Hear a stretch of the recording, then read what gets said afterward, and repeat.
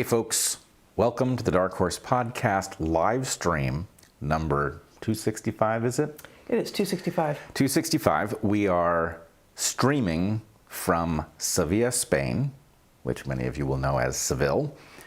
And I'm Dr. Bret Weinstein. You are Dr. Heather Hying, which of course most of our audience will know. Yes, we are in Seville, where I find it interesting, our younger son claims he cannot find a barber. It's true. It's true. He does claim that. Now here's the crazy part. I would say he's not trying hard enough, except you and I have been walking around here for several days and I haven't seen a barber. I have. Ooh, all right. I missed the barber. Well, were we together when you saw it? I think so, yeah. Oh, all right, then I missed it. Together the whole time. Yeah, so this is rare for us. Well, we've never been in Seville before. Here we are with Zach, our older son, who is our first producer and now our producer again. And we've got this set up. There's all these mirrors, and I'm just taking a look at what we might look like because we don't actually have a thing. And I can see you reflected behind me. So Whoa. There's sort of some mirror stuff going on, and you might want to talk about mirrors later on in the podcast. But we're going to talk first about maybe a bit about Seville, about Spain, perhaps. A bit about antibiotics, which I wrote about for Natural Selections this week. About how nature hates a vacuum. Oh, wait, no, it's nature hates a Kennedy is what nature hates. That nature. Yes. And then you may discuss mirrors as well. Mirrors, and I actually, maybe before we get started, I had an idea today, and I thought about telling you as we were walking around, but it's a business idea, and I actually thought it would be cooler to unveil it here. Before the ads? I think it's $1 million idea. Yes, before the ads. Here we go. Are you sitting down? No. Okay. Oh, wait, yes. Here's the idea. Okay, we've now been in 3 different locations here. In Spain. In Spain, and a pattern has developed. I have noticed that, and I'm sure you have noticed, whether you've thought about it consciously or not, that the bathroom fans in Spain are totally superior to the ones we have in the US. We're going to import them because they are exactly as ineffective as the ones we have in the US, but they are so much quieter. It's true, yes. So this is not entirely fair. We just have yet to own a wonderful bathroom fan, but I do understand that they exist. Well, these aren't wonderful, they don't work. I know that, but in the US, what we have seen is loud and ineffective, and what we have found in Spain is nearly silent and ineffective. Yes, and I actually think I know a way to improve them. No. Yes, which is you take the fan out altogether, you install the grate, and you install the switch so people have the sense that they've turned them on. They get the same level of effectiveness, completely silent. Excellent. All right, so good. I'm glad we're on the same page about this. I see now why we are as successful in business as we are. You're missing how business works, but all right. Yeah. All right, on with the ads. Thank you for being here today. We are, again, here in Seville. We're not going to do a Q&A from here, but we do have our watch party going on at Locals right now. Where is the camera? Is that the camera? That's the camera. It's the thing that looks like a camera right over there. Yes. I was looking at Zach because it feels more natural to look at a human being than to look into a lens. But we've got the watch party going on Locals, and we're streaming to YouTube and Rumble, not Twitter this time, but those other 3 places. Please consider joining us on Locals. We got great stuff going on there. And as always, we have 3 sponsors right at the top of the hour that we have chosen carefully and that we truly stand by. And let us do that without further ado. I just need to find them. We don't have a printer here in Spain, so we are going to be reading from computers to do this. You do not want to show my computer for this. I'm just going to read the ads, or 2 of them, and then you're going to read one. All right. ARMRA is our first sponsor this week. ARMRA colostrum, an ancient bioactive whole food. The original mammalian colostrum is the first food that every mammal eats. It is produced in the first 2 or 3 days of an infant's life and is nutritionally different from the milk that comes in afterwards. Colostrum serves many vital functions, including that of protecting and strengthening the mucosal barriers of infants before their own systems mature. Modern living breaks down many of our mucosal and immune barriers. In contrast, ARMRA colostrum balances and strengthens, helping to create a seal that guards against inflammation and everyday toxins, pollutants, and threats. ARMRA colostrum is a bioactive whole food with over 400 functional nutrients, including but not limited to immunoglobulins, antioxidants, minerals, and prebiotics. According to a review published in the journal Clinical Nutrition Open Science in 2022, bovine colostrum has been used to treat cancer, heart disease and rheumatoid arthritis. It is a general anti-inflammatory, and its use in adults has been clinically shown to increase lean muscle mass, improve athletic performance and recovery time, support healthy digestion, and reduce allergy symptoms. ARMRA colostrum starts with sustainably sourced colostrum from grass-fed cows from their co-op of dairy farms in the U.S., and they source only the surplus colostrum after calves are fully fed.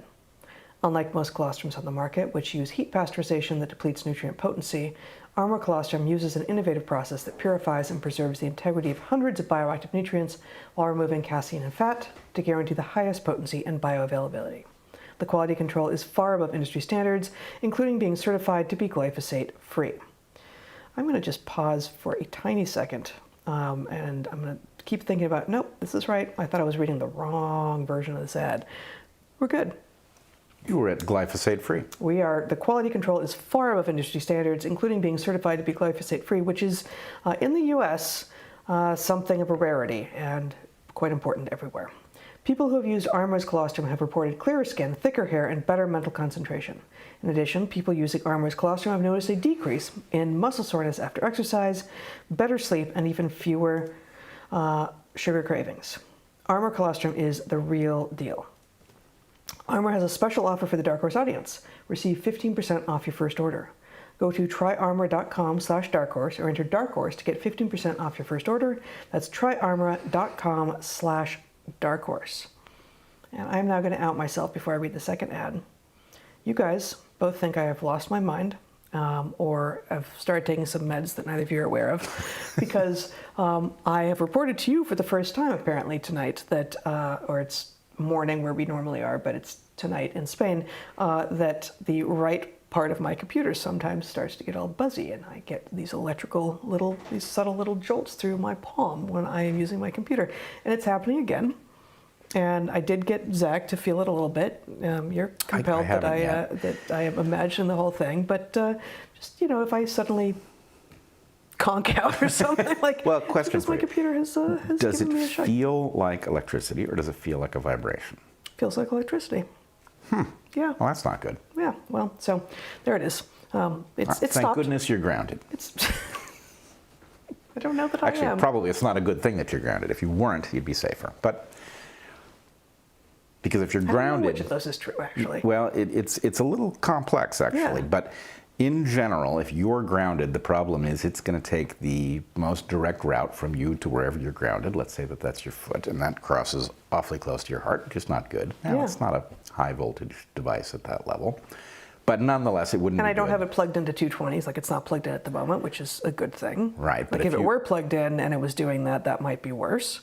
Yeah, although it's hard to imagine how that much power is going to get in through the USB bus, which is Yeah, what and is- which is already Yeah. downgraded to 110. Anyway, But nonetheless, if you were not grounded at all, then you might feel something, but the degree to which the power would be passing through you in a way that matters, I think, would be much less. But we're going to find out, because all sorts of people who know for sure are Yes. watching and are going to tell us. and are also going to explain why I could not possibly be experiencing on my computer what I say I am. And some people will say, yes, you can. It's happened to me too, and here's why. Right. I look forward to that. Okay. Our second sponsor this week is Timeline. Timeline makes MitoPure, which contains a powerful postbiotic that is hard to get from your diet alone. It's urolithin A.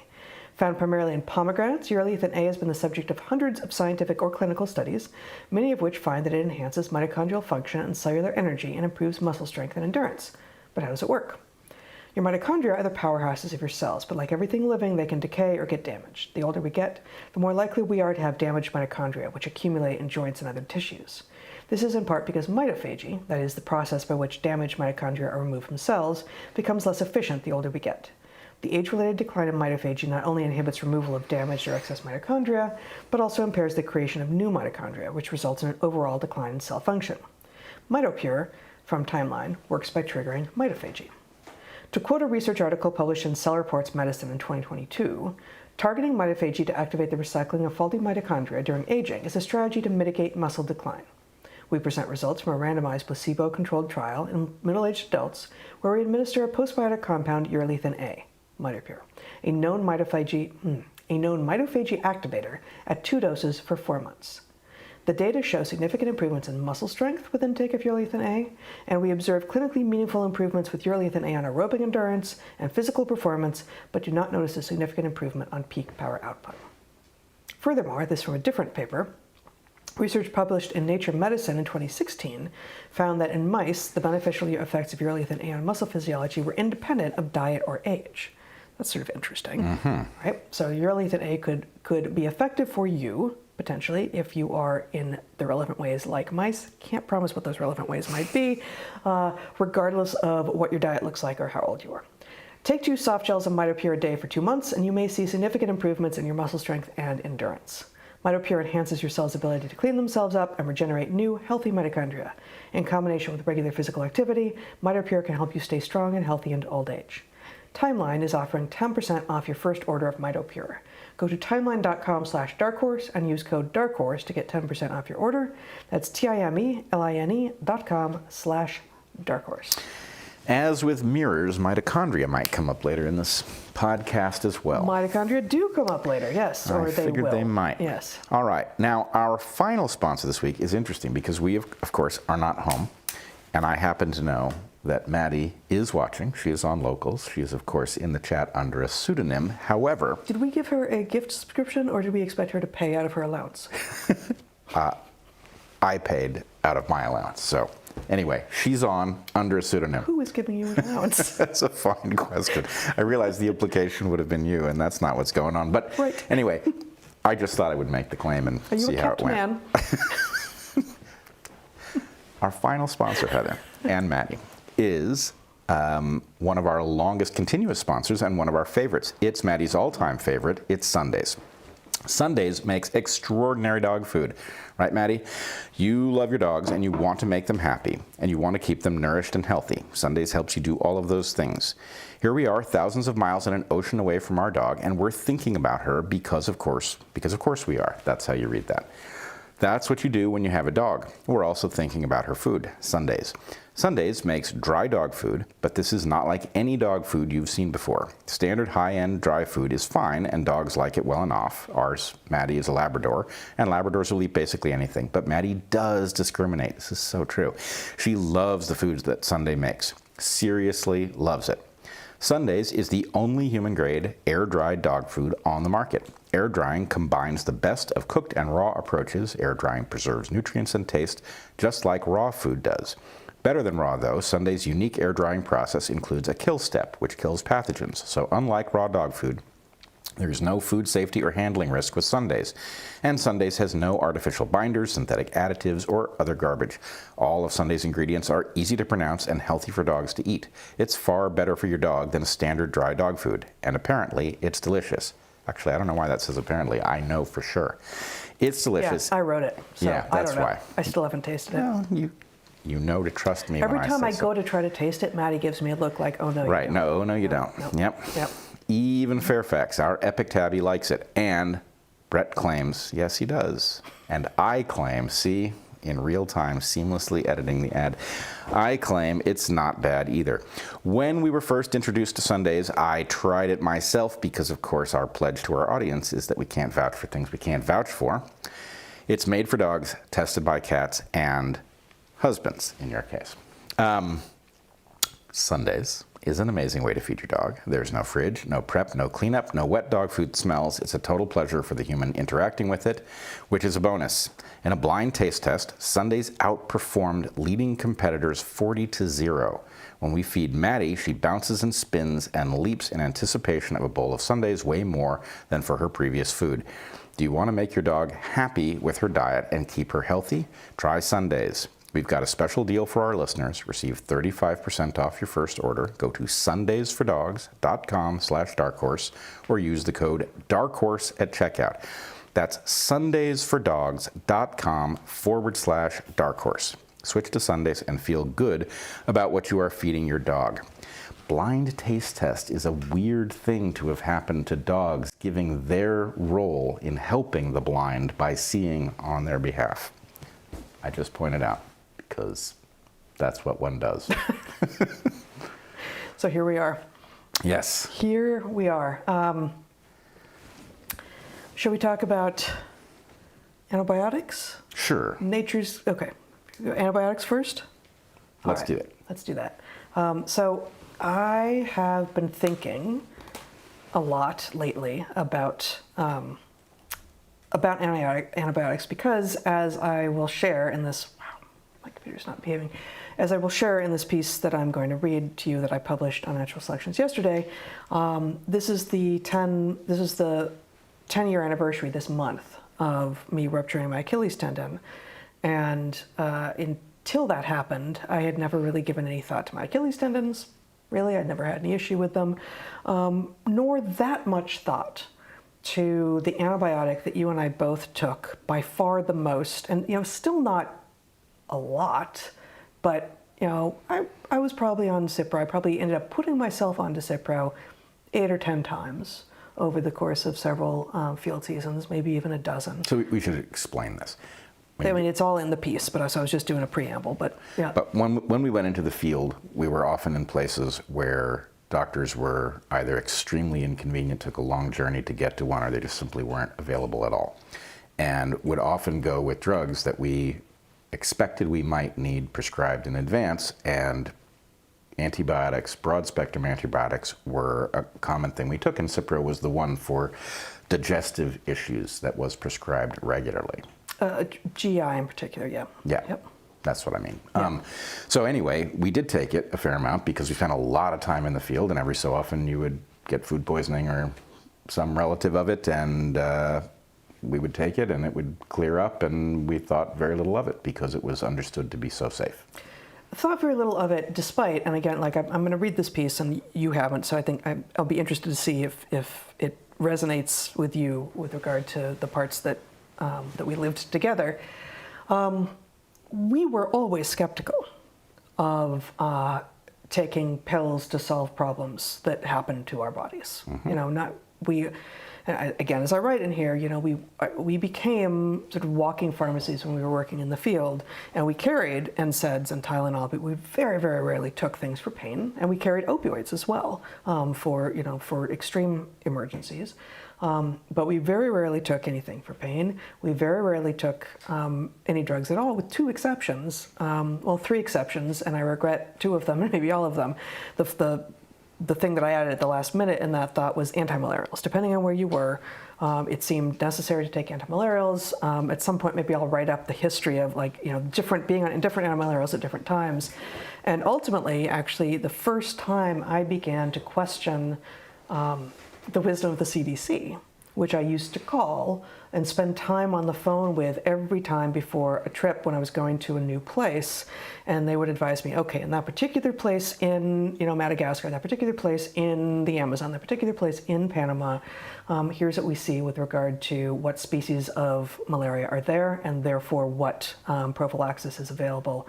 And the US actually had fewer things available for a while. And so my parents were living in London for a while. We actually got some things from them that were more effective and less toxic than what was available in the US. But I started getting answers from the CDC at some point. I'm like, you know what? I know that there's not malaria where you're telling me there is, because I know not all of the people, but I know many of the people who live in some of these places, and they're reporting they haven't seen any malaria in a generation.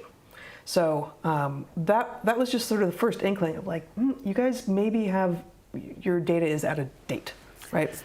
Well, I think it also speaks to a bias that's relevant to the whole medical catastrophe that we're becoming aware of, that we've been living through. And the bias is to assume that things that have passed through FDA testing are effectively safe enough that out of an abundance of caution, you ought to take a prophylactic to prevent malaria if you're going to be in a country where it's present. And the truth is, actually, many of the drugs that have passed through FDA approval turn out to have massive downsides. And so it's not simply that if there's any chance of you encountering malaria, you should take this thing. Right. There's a cost-benefit analysis. And if malaria is extremely rare where you're going to be, then you almost certainly shouldn't take it. And so anyway, I think part of what we're discovering is that this pill-happy culture, this pill-happy medical culture, conveyed to us something which you and I never bought. We were always skeptical. I remember being skeptical of the antibiotics at the level of what do they do to your gut microbiome, even then, Yep.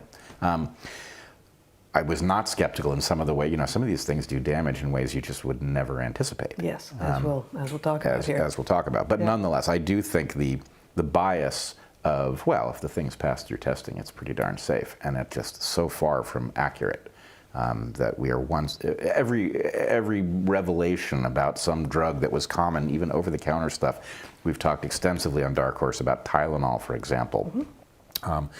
A drug so dangerous that it initially couldn't even get licensed. So anyway, that bias comes back to haunt us again and again. And the other thing besides Cipro, which we'll be talking about today, that we both took way more of than we wish we had at this point was, of course, Benadryl. Yep. And I don't spend any time talking about that here. I don't know if you want to just do a brief précis, or we should save that for another time. So Benadryl is obviously a old antihistamine that has soporific effects, and so especially you're out in the field, things aren't comfortable, it's too hot to sleep. Benadryl, especially if you're bitten up. Like if you're bitten up with mosquito bites, and that is part of what is making it hard to sleep, the Benadryl will have two apparently beneficial effects, which is it will reduce your histamine reaction and therefore make the bites less itchy, and that in itself will help you get to sleep, and then it also separately is sleep inducing. And so anyway, what has come to light, I guess in the last 8 or so years, I think, is that actually Benadryl causes an increase in the likelihood of dementia, and the increase is proportional to the amount of Benadryl that you've taken. It's cumulative. So it's not, I would say there's one use case where Benadryl makes sense, and that's extreme allergic reactions, where it is a very effective antihistamine. But you really want to minimize the amount of this stuff that you get in a lifetime, and it's in. So I mean, if you've ever had a reaction to a bee or a wasp that is scary, that comes close to or was anaphylaxis, you probably want to be carrying Benadryl around with you, and in some cases Benadryl isn't fast enough, but you certainly don't want to be taking it as an over-the-counter way to deal with minor allergies or sleep issues. So anyway, that was a rude awakening. I must say I have not taken a Benadryl, or I would not take a Benadryl under any circumstances other than anaphylaxis as a hazard at this point. It's really upsetting that we did have this interaction with it. Yeah. And then the other thing that we took, again, I don't know, I didn't try to estimate it in this piece that I'm about to read, but something around 8, 10, 12 courses. I was going to say 8 or 10. Yeah.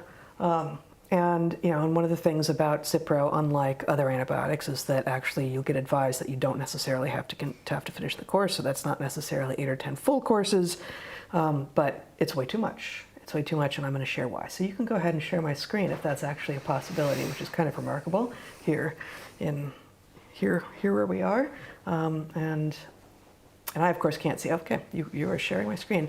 I can't see that. So this is the piece, The Achilles Heel of Antibiotics, on the sometimes fatal promise of fluoroquinolones. Cipro, the common name for an antibiotic once commonly prescribed, is not a safe drug. Actually, would it be better if I made it a little bit bigger, Zach? Is that better? Yeah. Okay. Cipro, the common name for an antibiotic once commonly prescribed, is not a safe drug. Cipro is short for ciprofloxacin, and it is the most familiar antibiotic in a class called fluoroquinolones. Cipro was one of very few drugs that I always had with me when traveling and doing research in Latin America and in Madagascar in the 1990s when I was in my 20s. I took it more often than I like to remember. Cipro acts fast on many problems, including intestinal bugs. If you find yourself needing to board a bus for an uncertain duration while suffering GI distress, Cipro can solve the immediate problem. It seems to be your friend and ally. I have no doubt that Cipro has saved some lives. I also have no doubt that Cipro has damaged many people beyond what should be considered acceptable, and that many of those damaged had insufficient information with which to make choices about their own health. We deserve to have informed consent, and we do not have informed consent. 10 years ago this month, while playing Ultimate Frisbee barefoot on an Oregon beach with my students, I fully ruptured my left Achilles tendon. In the moment, I heard a sound so intense and shattering that I thought it was gunfire. Nobody around me heard any sound at all. I also thought that someone had hurled a large rock at my heel. Of course, no one had. My brain was searching frantically for an explanation for the experience that my body was having, and it was coming up with nonsense. I leapt for the disc, the frisbee, and then heard gunfire, felt the hurled rock. I fell, sprawled in the sand. I knew immediately that this was not a sprain. Just before it had happened, I had been jumping in place to stay warm before the next point began, joyful to be playing one of my favorite games in the world, in a beautiful place with a group of young people who were inquisitive and open. And you. Bret, Zach, and Toby were all there as well. There had been just one thing that nagged at my consciousness. My Achilles tendons hurt just a bit. I had never before given my Achilles tendons a second thought. Achilles was half mortal, half god, and his mother, the sea nymph Thetis, felt betrayed by the fact that her son could die. So she took her precious baby down to the river Styx, that provider of immortal life, and dipped him in it, providing him protection against the slings and arrows of mortality. But she held him by his heel, and so it was his heel only that remained at risk. Years later, while heroically giving battle in the Trojan War, Achilles would be felled by an arrow to his heel. His heel, his one vulnerability, was his downfall. He was killed. Humans became bipeds well over 1 million years ago, evolving away from our chimp cousins and standing tall. For all the virtues of walking on 2 feet, this innovation became a considerable cost to other systems. Women must have hips wide enough to bear viable, big-brained babies, but the wider our hips, the less stable our stance. Widen our hips sufficiently that we do not suffer while giving birth, and we can't walk well. We fall down. The lower back pain that is common to many humans can also be chalked up to our bipedal stance. And of course, the fact that, because we only have 2 legs on which to stand rather than 4, the single giant tendon that connects our calf muscles to our heel bone in each of our legs, our Achilles tendon, has no backup. We are utterly dependent on it functioning. But some of us have been taking drugs that do our Achilles tendons no favors at all. After the gunshot that wasn't a gunshot and the hurling of a rock at my heel that never happened, after I fell, I was helped to the edge of the field. I could not walk. Unlike with the sprain, which provides ample evidence of injury but does allow some pressure to be applied, I had no control at all. If I tried to bear weight, I crumpled. A few hours later, we went to a small-town emergency room, and I was seen by an excellent orthopedic surgeon whose occasional gig was helping out in the ER. He did a simple test, the Thompson test, which involved me lying on my stomach while he squeezed my calf muscle.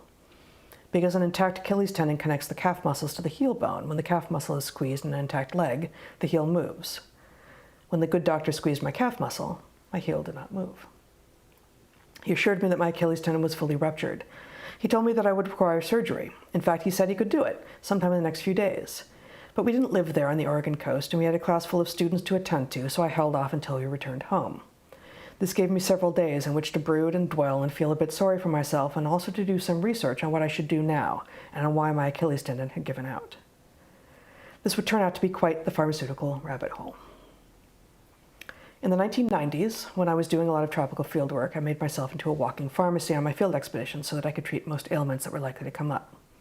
I carried a few courses of cipro on each trip, along with zithromax and doxycycline, also antibiotics, a small amount of opioids, plus antimalarials. I also carried over-the-counter treatments, including topical antibiotics, antifungals and steroid creams, Tylenol, NSAIDs, and Benadryl. Benadryl is the only other drug that I took with some regularity then, and I now regret that as well. At the end of those extended trips, I had often used some of the cipro, Benadryl, and topical antifungal, and what I hadn't used, I donated to a local doctor. I thought that I was being both responsible and appropriately skeptical. I did not take painkillers when I had a headache or other pain. I drank water and monitored my activity and considered dietary and environmental exposures. I did not presume that my body needed chemical intervention to stay healthy or, for the most part, to return to health when exposed to pathogens. But I was willing to use antibiotics, mostly cipro, to treat the occasional bug that was going to make it impossible to do what I thought I needed to do, like take a bus ride. My bad. It turns out, I learned while unable to walk and before I had been surgically repaired and was beginning the arduous return to mobility, that cipro had already long since been recognized as putting tendons at risk. The most recognized risk was acute and short-term. People who are actually on cipro should avoid stressing their tendons.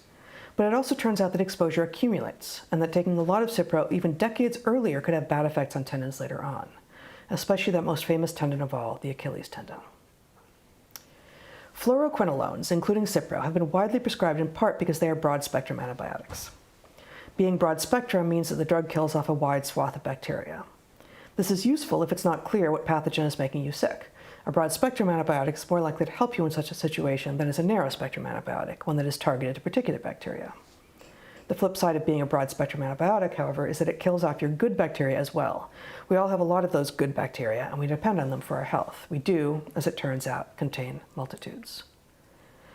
The toxicity of fluoroquinolones is not inherently related to their being broad-spectrum. However, as other broad-spectrum antibiotics are not yet understood to produce such a wide range of medical problems, as do the fluoroquinolones. From the abstract of a 2003 paper that I cannot access the full text of, we find the following list of long-term toxicities that fluoroquinolones were already understood to cause. This is from 2003, long before that moment on the Oregon coast when I ruptured my Achilles tendon. Cardiotoxicity, aortic aneurysm, tendon rupture, nephrotoxicity, hepatotoxicity, peripheral neuropathy, vagus nervous dysfunction, reactive oxygen species, phototoxicity, glucose hemostasis, and central nervous system toxicity. So, in addition to being associated with tendon rupture, fluoroquinolones are implicated in heart, kidney, liver, nervous system, and eye damage. And that's not all.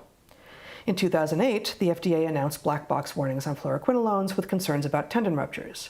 In 2013, the FDA would add its third warning in 5 years to the packaging, this one advising of the, quote, potential for irreversible peripheral neuropathy, end quote, that is, serious permanent nerve damage. Meanwhile, there was growing evidence that many broad-spectrum antibiotics damage mitochondria, and that fluoroquinolones do so most of all. Fluoroquinolones have also been known to cause such severe locomotory problems that people have lost the ability to walk. Thousands of people have died, and this may be a considerable underestimate. The toxicity that some people get from fluoroquinolones is colloquially referred to as having been floxed. Online communities of people who have been floxed are abundant. By 2016, the FDA had seen enough evidence of the risks of these drugs that it was advising that they should be reserved for use only in patients who had, quote, no alternative treatment options. 2 years later, the FDA put out yet another update warning of risks to mental health and blood sugar disturbances. By 2018, the scientific journal Nature was finally reporting on the disabling side effects of fluoroquinolones. Therein, Nature acknowledges that one of the reasons the toxicity of these drugs has taken so long to be made public is that drug companies are known to take, quote, adverse action against people who expose drug and chemical harms, end quote. Thus, the research has mostly not been done. From a career vantage point, scientists can't afford the exposure.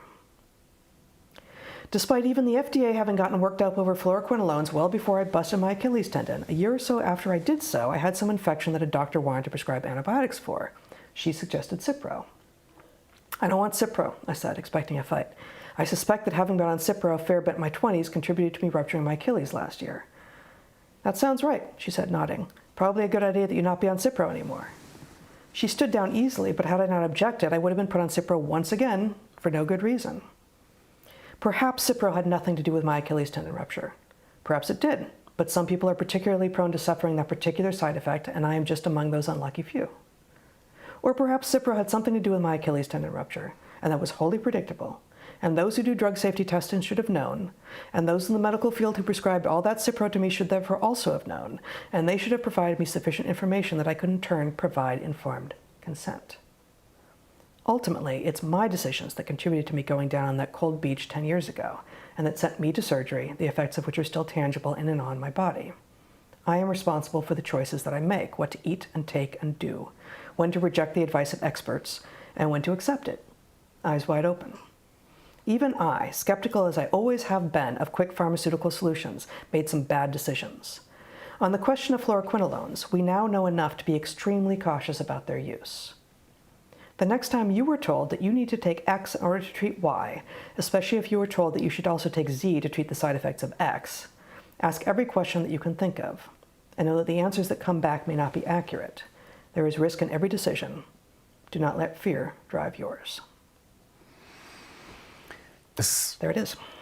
It's a great piece, and I gotta say, it's very disorienting even to hear this reframing of the story. You know, I've of course known about the association with Achilles tendon rupture since your I don't even want to say accident, but since your the injury, since your injury. Mm-hmm. But it's very clear, actually, in listening to the way you present this, that this is one more drug that needs to be on the list of drugs that I always mention that show heart damage that likely are doing damage across the body. You read a long list of tissues that are known to be damaged. Top of that list is cardiac, including cardiotoxicity, aortic rupture. So aortic aneurysm, the reason that this is tripping me out, for those who in our audience who haven't heard the story, I won't go through the long version of it, but back in the late 90s, I was a graduate student working on an evolutionary puzzle that I didn't know had anything to do with medicine, and it led me accidentally to discover a flaw in the drug safety system that I believed then and still believe was the reason that Vioxx got through drug safety testing and then turned out to do quote-unquote heart damage, which I believe isn't really heart damage. It's damage across the body, which is most easily noticed when your heart fails. So anyway, there's a long list of drugs that has this profile. Cipro apparently belongs on that list, and you apparently have a cipro injury. I might also have a cipro injury. I'm less convinced that my ACL tear some years before your Achilles tendon There was rupture. At least an explicit aggravating event. Yes. Someone dove into your knee while also playing Ultimate. Also playing Ultimate, Yes. and that actually caused me to give up Ultimate, which is a game I truly loved as well, but I just wasn't worth it. But nonetheless, I don't know if that injury might have been purely physical and have nothing to do with the cipro we took. On the other hand, it could be that it was weakened, that my ACL was weakened and ruptured just the same way your Achilles tendon seems to have ruptured as the result of a minor insult. And your ACL injury was right in the heart of when we were doing a lot of field work, so it was much closer to to taking the drug, which is a more common, which is a way that cipro is more commonly understood to be related to tendon rupture, right? And tendon and ligament soft tissue damage. But if you track all of the ways in which your life and my life and our life together intersects with the story of Pharma, the story of Dark Horse is in many ways, Dark Horse started as a podcast about something else, about dark horses really, and COVID took over the podcast because it was on everybody's mind and we had something to say about it. And it turns out that revealed a whole bunch about the corruption of pharma and the the sabotaging of good drugs and the promotion of dangerous drugs and all of those things. So it's just interesting that our lives seem to keep intersecting the story. Why? Because you have a certain number of maladies and injuries in a lifetime, and because the doctor is who you go to for these things, or the doctor is who you go to if you're going to go on a trip and you think you might have these things, that the question is, well, if the doctor is pharma obsessed because the incentives promote pharma obsession, and pharma is criminally insane and pushing drugs that no person should rationally take for most of the things that they're prescribed, then you end up with a life in which, how many of these things, how many of the important stories of your life, the death of somebody who died early and you don't know why, how many of these things are really downstream of this one particular kind of corruption that shows up in such a multiplicity of chemical ways? And this is part of why, this is actually a good segue. We can continue talking about this, but this is a good segue to talking about Nature, the journal Nature's take on Kennedy. So Kennedy said, I believe while he was still running for president, he said that were he to take office, he would like to slow down research on infectious disease, and I think it was at that point that he said for something like 8 years, and increase research on chronic disease. And this has been, of course, met with panic and absurdity in many corners. But part of what the pharmaceuticals are doing to people is creating chronic disease, right? So it's easier and it's more obvious to talk about our poor soils that create low quality food that tend to require, at least at scale, so many agrochemicals added on that those things are causing people to be chronically unhealthy. The processed foods, the food dyes, the seed oils, the water pollution, the air pollution. The list goes on and on. There's nothing I've said here that isn't a serious problem, especially for Americans who, in many of for many of the things that I've listed, Americans are getting more of these things than most people in the rest of the world. Not necessarily air and water pollution. I actually think we've been better about that. At least we were for a while. So our air and water is often pretty clean, but our soils are in terrible shape. And we're spraying agrochemicals on everything. But the pharmaceuticals, you said probably most people are impacted. Probably many people have had someone in their sphere whom they loved die, and they didn't know, and may still not know, that there may have been a pharmaceutical implication. But probably almost everyone is less healthy than they would be if there weren't so many pharmaceuticals in their domain. So, it's relatively rare to just be taking nothing, right? And in fact, often doctors won't believe you if you say that. Yeah, it's funny how often that's the reaction. A doctor will say, "Are you taking anything? Yeah, What drugs are you on?" And you say nothing, and they look at you like that's not an answer they hear very often. Yeah. And it's like, well, why wouldn't it be? I mean, shouldn't every healthy person not be taking anything? Just on the regular? I'm not saying never take anything, but wouldn't that be the expected answer for a majority of people who see you sometimes? Yeah. And I think I've said this before on here. I used to get laryngitis a lot, like 2, 3, 4 times a year, sufficient that I couldn't teach because I had no voice at all. And I still have a weaker voice, I think, than many people do. But I haven't had laryngitis in a long time. Yep. And occasionally, doctors would say to me, I remember hearing twice when I was younger and I was getting laryngitis a lot, "You know what? I don't know, but my bet is that it will pass at some point, that you will sort of wake up and realize it's been years since you had laryngitis and that part of your life is done." And that does turn out to be what happened. But the more common thing that I got, especially when it happened when I was teaching and it was going to really get in the way of me doing my job, I would be told, and I don't remember what drugs these were, but there were a couple of different doctors and a couple of different drugs that they assured me I definitely needed to take and that would solve the problem. And then in both of these cases, when I followed up with, "And how long do you want me to be on that drug?" "Oh, well, it'll be for your life."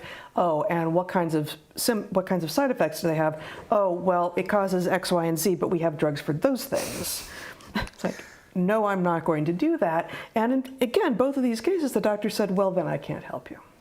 Like, if you don't accept my insane solution for you, then I can't help you." And so most people, don't ask the follow-up questions like, for how long? Life? Oh, really? And what other things? Oh, more drugs? Great. Just write me 3 prescriptions right now when I walked in here on nothing. And if you don't ask those questions, then you find yourself a week, a month, a year, a decade down the road, and like, I guess as you age, you just get sicker and sicker. No. Like, senescence is real, as you can speak to better than just about anyone else on the planet. But the idea of feeling like, I kind of ache a lot and I kind of just don't have the capacity, wound healing is slower. There are a lot of things that do slow down, but I've talked to so many people, and I recognize in myself from 10 years ago that before I ruptured my Achilles tendon, I was beginning to have a sense of like, I guess this is just what aging is. Like, no, just like clean up everything in what you're doing, and and with regard to diet and pharma, and be active and find that you can still move fast and hopefully not break too many things. Right. Well, I also am stunned.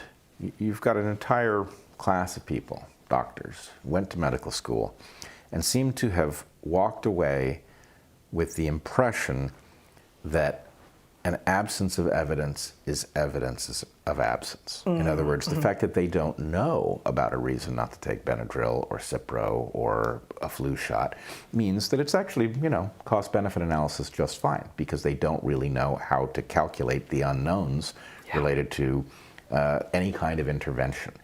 And that's especially troubling when it turns out that this industry, with this massive perverse incentive, has actually invested money to prevent evidence from accumulating. And the more it knows that there's something to worry about, the more it presumably invests in browbeating people who look into it. So the point is, of course, there will be an absence of evidence, because you've got a massive industry making sure that there is an absence of evidence, which causes doctors to, to proceed from their position of arrogance that if they don't know about a harm, it probably doesn't exist.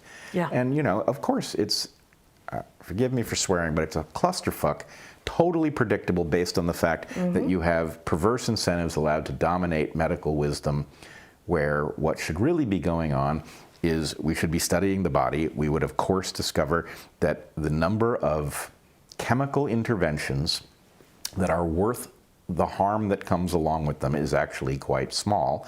And in the cases where there is something that is worth the harm, in general, it's worth the harm only as a temporary intervention, not as a go-to for some chronic condition. So, you know. Well, isn't this, I mean, there's a perfect analogy for many things in policy. You have specifically made that argument with regard to affirmative action. That, you know, it's quite, both you and I have changed our position on affirmative action dramatically, and I, at least, I won't presume to speak for you here, feel like it may never have been an appropriate intervention. But presume for a moment that it was short-term. It was never supposed to be permanent, right? Just like interventions to return you to homeostasis, to a baseline that is healthy with a full and healthy, good gut microbiome, for instance, should not go on indefinitely.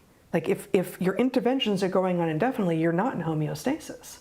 And that's what the goal is, and that's what the body does. That's what a healthy body has, is homeostasis. Yeah, and of course it's going to result in cascading side effects for which you're going to take an ever-proliferating list of drugs, which is, of course, also not a financially small matter.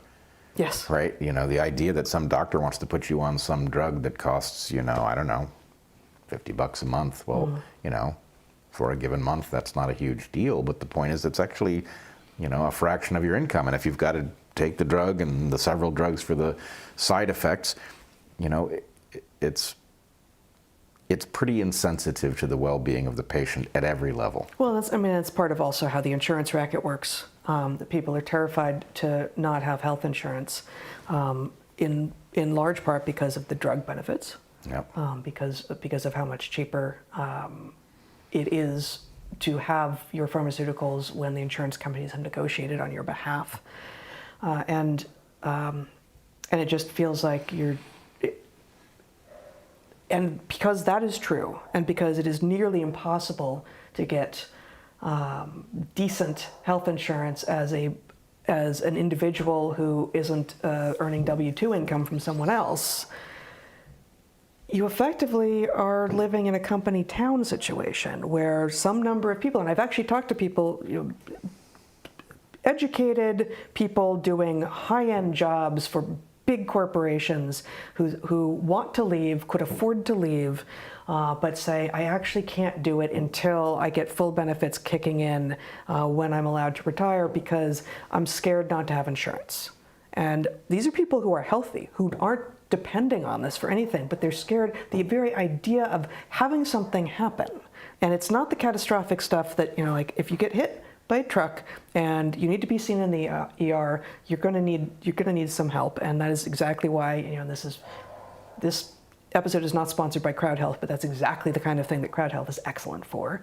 But for the rest of it, the insurance that you've got with your employer is probably doing you far less than you think, because it's keeping you from questioning all the perverse incentives behind why you think you need the drugs in the first place. Yeah, and I think actually there's a way in which we regular folk, that is non-doctors, have a mirror of the doctor's distortion over the safety of whatever drugs show up in the pharmacy, where we have a keen understanding of the terrifying scenarios, you know, the brain tumor that requires a top-flight neurosurgeon to take it out of you, and the huge amount of money, you know, the ruinous bills that could arise out of such a thing. Well, that's true, but we underappreciate the likelihood that your doctor is going to flat out kill you by prescribing something that shouldn't be in the pharmacy in the first place, which is way higher than we think. So, and I would just, to cap it all off, the fact is what you actually need is an academy that studies reality without being beholden to anybody. a journalistic establishment that reports the truth irrespective of who it offends. And if you had those things, it's not like doctors would never kill anybody with some drug they shouldn't have prescribed. But the point is the system would get better over time. We'd learn more about, you know, the general pattern. How dangerous do chemical interventions tend to be, you know? And we would discover, you know, which are the corporations that are indifferent to the harm they do to the families. You know, these exposés would reveal this stuff. Yeah. And the system would get smarter. There would be harms, people would die needlessly, but the point is there would be a tendency to us becoming enlightened and more rational about medicine, whereas the current system, we get dumber over time. And you know, we may have just had a giant leap in the direction of smarter based on the fact that they overplayed their hand, but it shouldn't have required that. So, speaking of, yes. let's just hear a little bit about what Nature has to say about Kennedy. About Kennedy, sure. Yeah. So this is from February 13th, so a few days ago, but after Kennedy had been confirmed as the new head of Health and Human Services. If you want your computer to show it's not. Is it? Did it fall out? Okay. Yeah, it's not working. There we go. Do you want it? Sure. In this case, let it all think it through. Okay, should be good now. So this is Nature News. This is the sort of journalistic arm of Nature, one of the world's two premier I don't even know what to say. Scientific journals. Fanciest journals. Yes. Vaccine skeptic RFK Jr. is now a powerful force in U.S. science. What will he do? Kennedy has expressed support for some fields, but also declared he'd like a break in infectious disease research. So I'm just going to read the first couple paragraphs and then one down below. Scientists are bracing for major changes in the direction of U.S. biomedical research as Robert F. Kennedy Jr., who has promoted vaccine misinformation and public health conspiracies, gains control over a vast swath of science policy. Point one, no, he has not, and point two, no, he also has not. But moving on. The Senate voted today to confirm Kennedy as President Donald Trump's Secretary of the Department of Health and Human Services, which has an annual budget of roughly $1.7 trillion and includes the Centers for Disease Control and Prevention, CDC, the Food and Drug Administration, the FDA, and the National Institutes of Health, the NIH, the world's largest funder of biomedical research. Kennedy has embraced some fields of biomedical research, but he has shown hostility to others and has rejected established science on the efficacy of COVID-19 vaccines, the safety of vaccines in general, and other topics. Parentheses, Kennedy told the Senate that he supports vaccines and believes that they have saved lives. Also, like, wrong, but we'll get back to that. Still quoting this Nature News article, the future, quote, this is a quote from a Theodora, I'm going to destroy her last name, Hatsioanu, maybe? Hatsioanu, I don't know. The future of America as a superpower in research appears grim, says Theodora, apologies, I don't know your last name, a virologist at the Rockefeller University in New York City who creates new models for studying HIV, which Kennedy has falsely suggested is not the cause of AIDS. Even on issues he claims he supports, she continues, he does not follow scientific evidence. Picking a person like this to lead is like having the wolf guard the sheep. And just one more thing before you react to anything we're hearing here. Scientists also say that the ongoing outbreak of bird flu, which has made at least 68 people in the United States ill since the start of 2024, makes this an especially bad time to cut research into infectious diseases. So this paragraph, just to point out the freaking innumeracy, again, of apparently the writers of the news articles in Nature and what they expect of the readers, which is supposed to be basically scientists across the board. This is an especially bad time to cut research into infectious diseases, they are arguing, because 68 people in the United States have become ill in the last 13 plus months. 68 people have become ill? And no one has died, and I'm not saying this is nothing, I don't know, but 68 people in 13 plus months. My God. Yeah. Well, what is wrong with these people? Yeah, it's an absurdity. Yeah. You know, what they should be saying is that there's a concern about the evolution of the pathogen, but frankly, these people don't think evolutionarily. They don't, it's really unclear. They're taking massive efforts. They're culling chickens at an incredible rate that has all kinds of implications. Frankly, it has epidemiological implications that I'm not convinced they understand. Well, it also serves to help the argument that the new president isn't doing anything about egg prices. Right. So who knows what perverse incentives are driving the system, but let's just go to the most basic point here. Mm-hmm. There is a caricature of Kennedy in which he is not interested in certain kinds of science. Right. It's nonsense. Yes. The man is incredibly scientifically literate. Mm-hmm. He has some beliefs that sound, frankly, incredibly unlikely until you dig in and you find out exactly what he's saying, and then you discover that actually there's a reason he has reached these conclusions. And so in part... And as far as I've been able to tell, every single time that I have gone trying effectively to fact check his opinions, that some of the ones that sound crazy to me, they may not be right, but every single one that I have gone looking at are based on published scientific papers. Right. Right. So he's not making stuff up out of whole cloth. He's not going and talking to astrologers. Right. What they're depending on, frankly, is the failure of the public to know enough of the rarefied, published literature to be able to tell that, in fact, Kennedy's belief structure is based on evidence. Yes. Basically, the point is that the whole thing is their tone. They have incredulity, where they say, in fact, Kennedy even disbelieves the blah, blah, blah, right? And the point is they're depending on people who don't know one way or another why you would believe or would disbelieve to think, oh my God, that sounds preposterous. But the point is we're living in a preposterous era, right? We're living in an era where, Benadryl is still being sold over the counter, despite the fact that there's a cumulative lifetime increase in the likelihood of dementia. Do people know that dementia is something they're risking when they treat their allergies with Benadryl? They don't. So the point is we're living in a ridiculous era, and they're depending on people's sense of incredulity to be triggerable based on no information whatsoever about the underlying topic, and it's obscene. Yeah. And frankly, the American public is waking up, which is, why they absolutely embraced the teaming up of Kennedy and Trump in this election, which is so unusual. Yeah, no, that's right. And I just want to point out as well nature's use of manipulative and despicable, frankly, terms like established science in the part of this piece that I read, and they do it throughout. He has rejected established science. Well, in the particular paragraph that I read, what follows that, he's rejected established science on the efficacy of COVID-19 vaccines. Really? So who's got that one wrong, right? And then with regard to, Kennedy has falsely suggested HIV is not the cause of AIDS. So did Kary Mullis, who got a Nobel Prize in Medicine and Physiology. Not saying it's true. So did Luc Montagnier. The literal discoverer of HIV. Yes.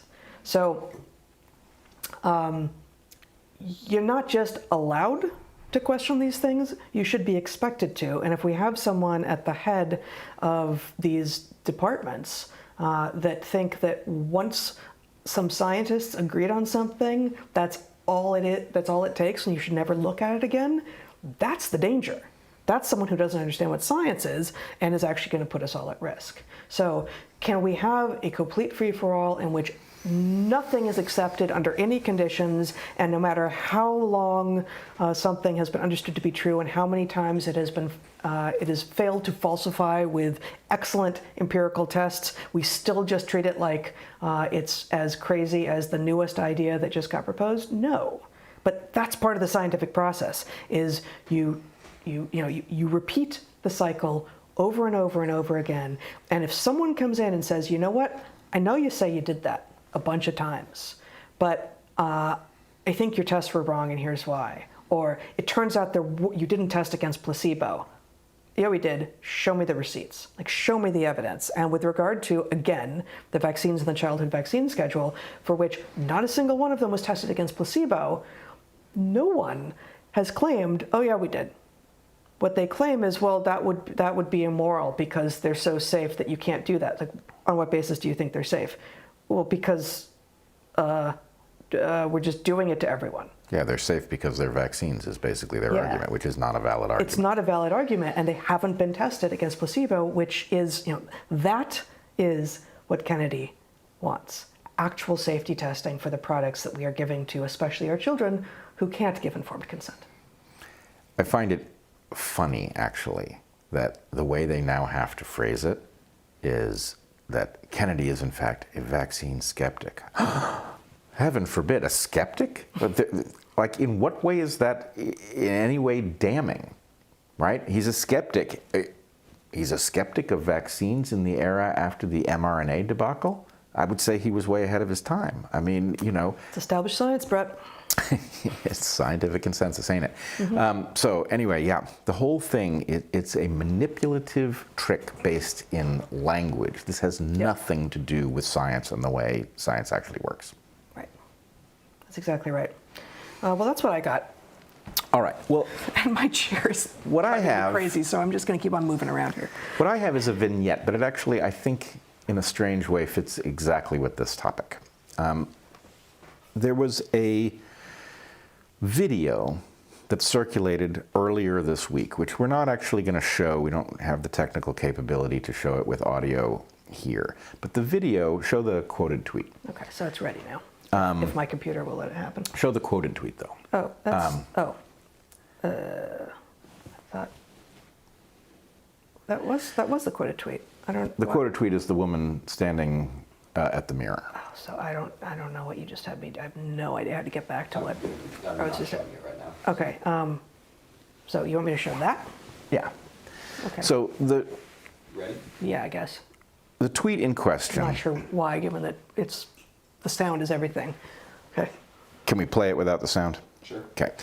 The tweet, or the video here, involves a woman standing at a mirror, holding up a towel which blocks her view of the mirror, and a third person who is filming, standing off to the side, is looking at her, and she is saying, how exactly does the mirror know anything about me, given that I'm obscured from the mirror by this towel, but you can see me in the mirror? How does the mirror know what to reflect?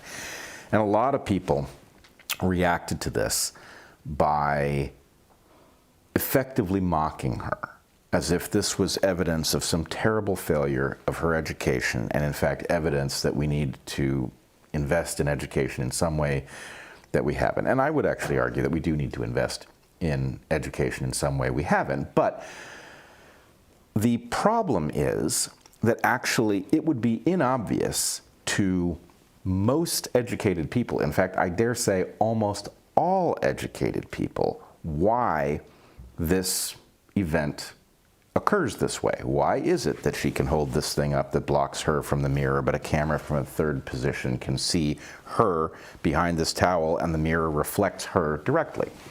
This is not a simple matter. And Do you want this? yeah, so a response meme showed up, which I actually quite agree with. I'll have you read it. The meme is of basically what some of us would call a pre-trans fallacy meme.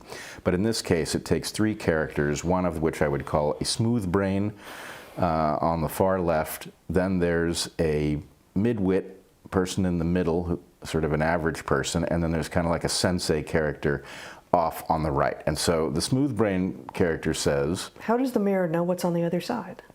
the midwit character Says, no, it's obvious. Everyone knows about reflections. It's even too simple to explain. It's basic optics. That's why we need the Department of Education. and then the sensei. Says, that's a very good question. Yeah. So I like this meme because the point is it captures two things here. Not only the sensei character, is the sensei character properly reporting that what the naive person can't figure out about the mirror is actually tough. Figuring out how to understand it and then how to explain it. That's actually a pretty tough job. And so what the midwits do is they shut down the discussion by pretending, and I think they even lie to themselves, that they understand the answer to the question. And the basic point is, it's optics. You know, there's vectors. Light travels in a straight line. Therefore, the answer to her question is obvious. And light travels in a straight line. Yes, the answer to her question is not obvious. You have to understand a whole bunch of things in order to be able to talk your way into an explanation, and then conveying it is even harder. When I look at that video, and you just showed it to me the first time right before we started, my thought was, where would the mirror have to end that he wouldn't be able to see her in it? Yeah. Like what are the parts of the mirror that would have to not exist for this not to be working? And I don't know. So I want to point out a couple things. First of all, it just so happens I've been thinking about weird mirror paradoxes since I was a kid. Maybe everybody does. Can we take this off? Yeah. But the one that fascinated me as a kid was this one. You're standing in front of a mirror, and the mirror reflects all of the objects on your side. I do not believe there is any chance at all that the following hypothesis is true, but how do you falsify it? The idea that what is on the opposite side of the mirror is just as real as what's on your side of the mirror, and so there's a molecule for every molecule on your side of the mirror, and they approach at exactly the same rate, and therefore everything would feel like a hard surface because the whole world is mirrored on both sides, right? The point is, it's not what's going on there in the slightest, but it is interesting that the mirror appears to reflect the entire world on your side, and therefore, if there was a corresponding atom for every atom, presumably a corresponding subatomic particle for every subatomic particle, the interaction with the mirror would be very like what we have, because they would all approach and cancel force-wise. So anyway, that's a question. It's not exactly relevant to this, but what it did raise is the fact, and actually there's two versions of this, and I can't figure out which one is right. What does the mirror reflect, right? If you take a mirror in a room, what does a mirror reflect? Well, it really reflects at least everything in the world on this side of the mirror, in principle, right? The mirror doesn't exactly reflect anything. What it reflects, the picture in the mirror, depends on where you're standing, right? And the point is, you've got angle of incidence equals angle of reflection. And so the point is, she's not seeing herself in the mirror. Somebody in a third position is seeing her in the mirror in a place that you could take a Sharpie and mark it, right? Because there is a trajectory that leads exactly through that path. So in any case, I would advise people, we don't have it handy because we can't do the sound, but there is actually an interesting video in which Richard Feynman is asked not to explain this paradox, but to explain, or he decides to explain, why it is that the mirror inverts left and right, but not up and down, right? And he gives an explanation. It's a little hard to follow. Yeah, actually. I remember this, and I don't remember, it's one of these explanations that you hear, like, okay, I don't have it anymore. Yeah, well, the explanation he gives, which is right, but even somebody as gifted as he is has a hard time conveying it in a way that it's transparent what he's talking about. Yeah. But what he says is it doesn't reverse left or right at all, right? It appears to reverse left and right because what it really does is it reverses front and back, or what he calls north and south. And that basically, if you imagine, let's say you're inside of a bar looking out the window, the name on the window will be backwards, right? You're looking from the wrong perspective. So anyway, none of this is really... So it's, yeah, your expectation is that splitting down the sagittal plane is actually a frontal plane issue. It's inverting, it's pulling the front of the person through the back of the person, and so it appears to reverse left and right, but it's really a back-forward thing, which leaves up and down, left and right intact. But anyway, the larger point that I really wanted to make is not about the mirror. The larger point that I wanted to make is about education. And I do believe that this woman's confusion, which I don't see anything embarrassing about at all, I get exactly why she's confused, is... And she doesn't get an answer. She doesn't get an answer. But the point is, yes, we do need education. It's not the budgetary issue. We need a different approach to education in which, in fact, I think our best tools are some of the basic puzzles, you know? Mirrors, prisms, magnets, right? Standing waves and ropes, stuff like this. All of the stuff that fascinated the ancients is the useful way to train the mind. And so it's in some way criminal that your education does involve learning state capitals, and it does not involve contemplating all of the weird things that a mirror reveals, right? It should involve these things, and basically if you set kids loose on these puzzles with a teacher who's capable of answering their questions, then the point is, well, school becomes, you know, a fascinating exercise in coming to understand, you know, this object that sits in your house. And, you know, just as we've talked in some past week about the fact that you're sort of entitled to understand just how remarkable an animal, an elephant is, and we sort of rob kids of that by presenting them elephants from before they're even conscious, right? You are also entitled to understand just how amazing a mirror is, and to understand that, you know, until you can polish metal, right, the reliability of a reflective surface like, you know, water is not so high that you can necessarily, you don't have a photorealistic, you know, reflection that allows you to, you know, find the little defect on your cheek and, you know, think about it. So anyway. You know how you look before mirrors on the basis of how the world responds to you, as opposed to having empirical evidence yourself. Right, and how philosophically distorting has that been? Our ability to scrutinize our own image rather than come to understand ourselves as others see us, which would be, frankly, on the one hand, a lot less literal, but on the other hand, a lot more useful, right? You really want to know, you don't want to know if I look good to me in the mirror. You want to know if the way I present to people is resulting in them, you know, feeling warmly towards me, trusting me, and all of that. Yeah. So, you know, we've been, go ahead. No, go on. Well, I just think we've been radically distorted and also robbed. You know, the cost of having a mirror that allows you to obsess is great, but we're also squandering the benefit of it, which is that it actually reveals things about the physics of the world you live in a way that nothing else can. And I guess most people go through a whole life without ever, it's not that they don't consider it. We probably all consider a mirror, but we're never confronted with somebody who knows enough about it to help us understand this near miraculous creation. Yeah. I mean, a couple more things about mirrors and then something about education. I didn't have a mirror. I think I've said this on Dark Horse before, but I didn't have a mirror during my longest field season in Madagascar that you were not on.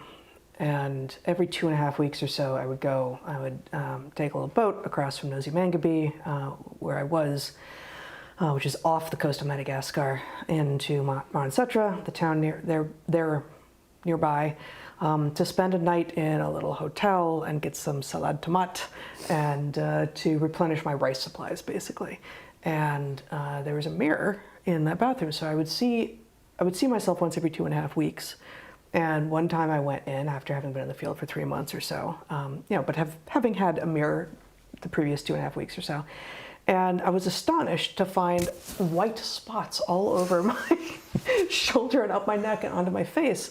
And I had a field assistant, Jessica. She was amazing. And she'd been looking at me. And I was like, Jessica, like, and it turns out it was a skin fungus that you know, it was fine. I didn't, whatever.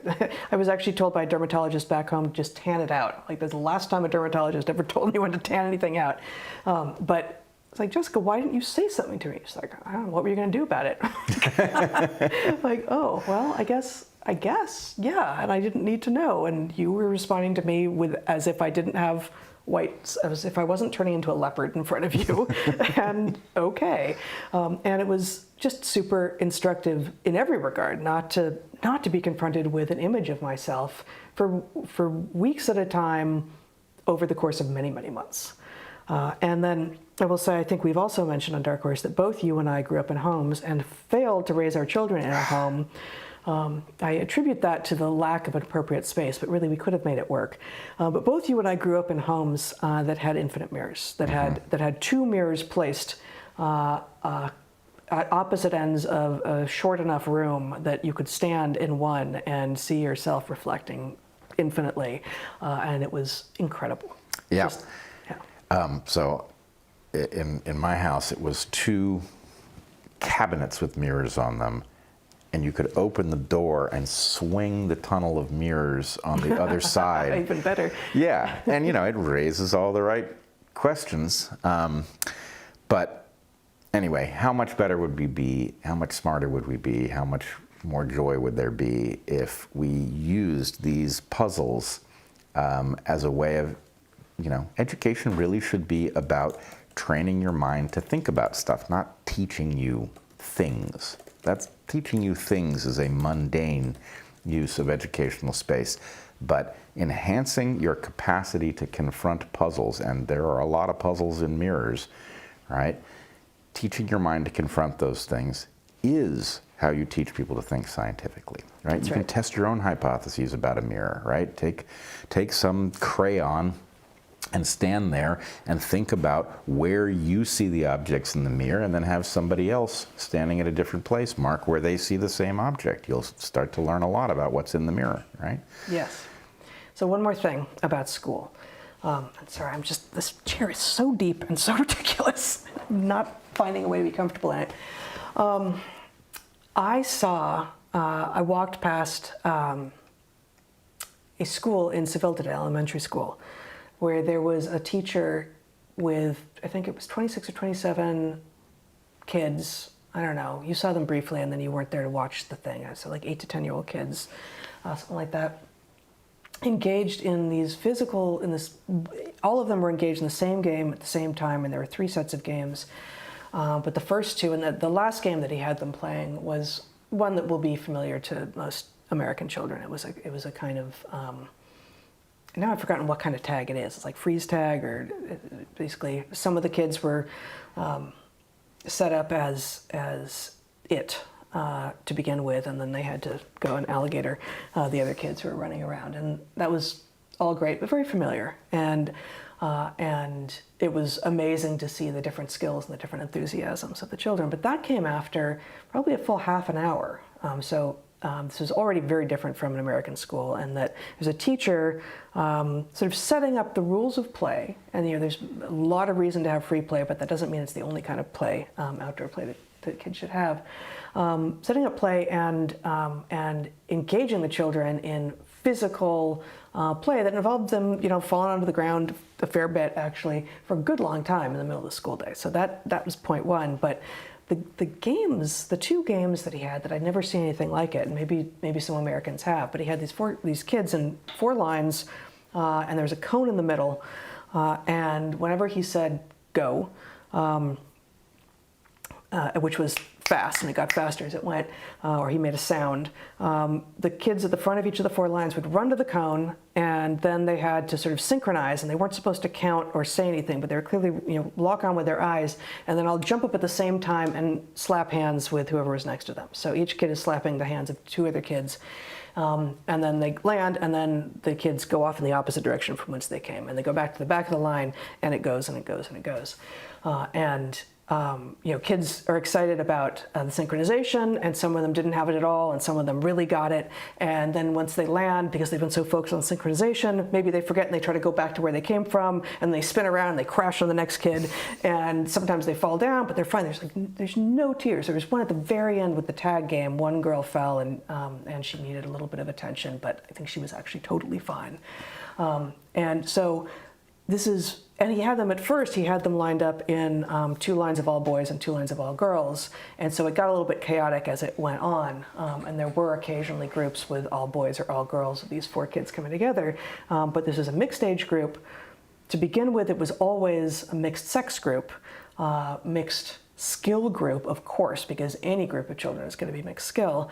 And they had to synchronize without language to do some physical task, and then run off in the opposite direction and sort of keep track of what they were doing and how to synchronize and how to control their own bodies. And because of the little bit of chaos and the running around, they were never in the same groups again either. So they couldn't just learn each other's thing. And this struck me as just educational on so many levels. And they started to get, a lot of them started to get pretty good at it. So he's like, okay, re-even the lines because, some kids had not gotten it right. So one side had, longer line than the other side. I said, okay, same thing. Got 4 lines, 4 even lines, cone in the middle, and, same deal. You're 4 of you are going to run together and do something and then run off in the other direction at the end of the lines. But this time what you got to do when you get together is you got to get together, turn your butts to each other, and jump up and hit butts. And it's damn near impossible. Like, I was looking at that going like, and they're all different sizes again, like, and you can't see each other, and they don't know how to synchronize because they can't make eye contact, or they're not really supposed to be talking.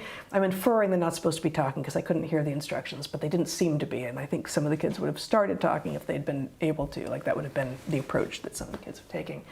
And so with this one, there was a lot more falling, but it was also just totally boisterous, and everyone was having a good time, and sometimes they hit butts and sometimes they didn't, and there was only one kid in the entire lot who was clearly trying to knock over the other kids, which was surprising. Only one kid had 26 or 27.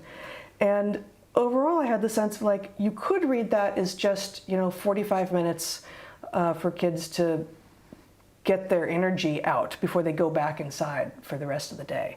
But I didn't read it that way at all. It looked like amazing education in terms of teamwork and synchronization and understanding like who your people, like who the new people you just got put with are. And it was just remarkable. And I can't imagine seeing that in an American school now, at least not in a standard American school.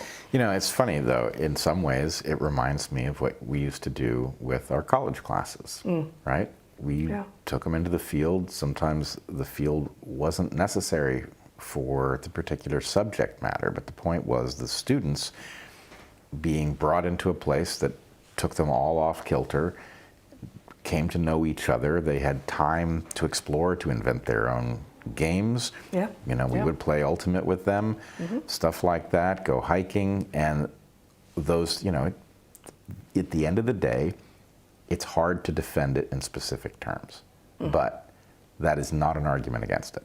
And we were lucky as college professors that we didn't have to defend these things to anybody, right? We could just simply decide that they were part of the course that we were teaching and do them. But well, and so I don't think we never required anyone to play Ultimate. No. Right.